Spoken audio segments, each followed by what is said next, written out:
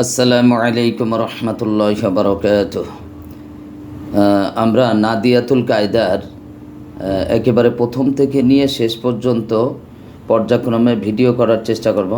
তো আজ আমরা প্রথম পৃষ্ঠায় দেখব যে এই নাদিয়াতুল কোরআন প্রকাশনের এই কায়দাটার মধ্যে কি কি আছে। এই কায়দার 24টা পৃষ্ঠা আছে।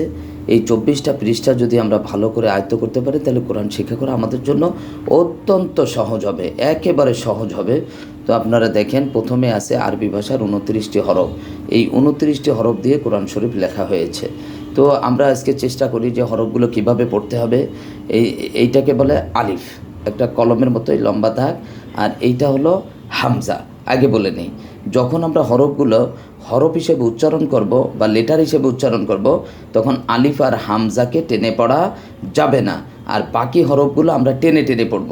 কেন টান দিয়ে পড়ব সেটাও আমি পরে আপনাদেরকে বুঝিয়ে দেওয়ার চেষ্টা করব। আপাতত এইটার আমরা ফর্মুলাটা মুখস্থ করি, আলিফ আর হামজাকে টেনে পড়া যাবে না। তো দেখেন, প্রথম অক্ষরটা আলিফ, আলিফ, আলিফ এভাবে পড়ব। আলিফ এরকম টেনে পড়া যাবে না। বা, তা, সা, জিম, হা, খ,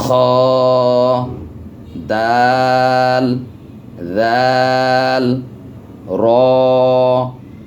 জা, সিন, শিন, صاد ضاد ط ظا عين غين فا قاف كاف لام ميم نون واو ها হামজা ইয়া, এভাবে আমরা পড়ব। তাহলে আমরা কি শিখলাম? 29টি হরফের মধ্যে আলিফ আর হামজা যখন পাবো বলবো আলিফ, এটাকে বলবো হামজা, আর বাকি সব হরফগুলোকে আমরা টেনে টেনে পড়বো এভাবে।